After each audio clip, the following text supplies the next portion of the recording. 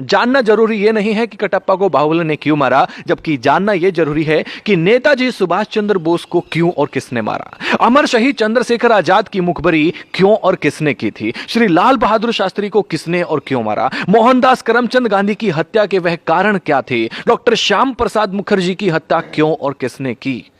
युवाओं, जरा विचार करो कि कहां गलतियां हुई हैं। काल्पनिक चरित्र कटप्पा से बाहर निकलो और वो पूछो जो तुमसे जुड़ा हुआ है। पता करो कि हम लगभग 800 सालों तक गुलाम क्यों रहे। पता करो कि जो देश आर्थिक, सामाजिक, शैक्षिक और वैज्ञानिक रूप से सशक्त था, विश्व गुरु था, वो सब ज्ञान कहां है, कैसे खत्म हो गया, कौन इसके लिए जिम्मेदार था। पता करो कि ईरान से इंडोनेशिया तक की भारतवर्ष की सीमाएं सिकुड़कर इतनी छोटी कैसे होगी कि हमें कश्मीर से भी भगा दिया गया।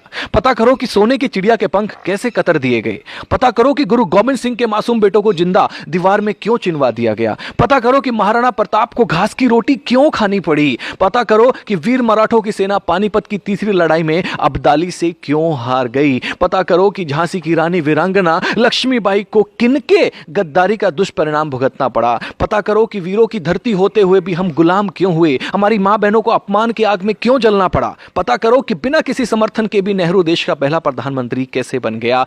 पता करो कि पाकिस्तान का स्थायी रोग किसने भारत को दिया, तब हुआ क्या क्या था। दोस्तों, पता करो कि कश्मीर को नासूर बनाने का बीज किसने और क्यों और कैसे बोया था। पता करो कि नेपाल के महाराजा भारत में विलय के प्रस्ताव को 1952 में जो था उसको किसने और क्यों ठुकराया था। पता करो कि 1953 में यूएनओ ने भारत को स्थायी सीट देने के स्वयं अमेरिका के प्रस्ताव को क्यों भुला दिया था और वह सदस्यता चीन को क्यों दिलवा दी थी। पता करो कि सेना को हत्यारा, नक्सलियों को क्रांतिकारी व जिहादी आतंकवादियों को भटका हुआ बेरोजगार नौजवान कहने वाले देश का सांसद कैसे बन गया। पता करो कि मां दुर्गा को वैश्य कहने का साहस किसी को कहां से मिलता है। पता करो कि देवी देवताओं की नंगी तस्वीर बनाने को समर्थन कहां से मिलता है। पता करो कि आतंकवादी याकूब की फांसी रुकवाने के लिए आधी रात के बाद भी सुप्रीम कोर्ट को खोलने के लिए कौन मजबूर कर देता है। आप खुद बाहुबली बनकर जानो कि हमारा कैलाश पर्वत और मानसरोवर तीर्थ चीन के हिस्से में व ननकाना साहिब पाकिस्तान के हिस्से में किसकी गलती से चले गए। और भी बहुत सारी गलतियां हैं।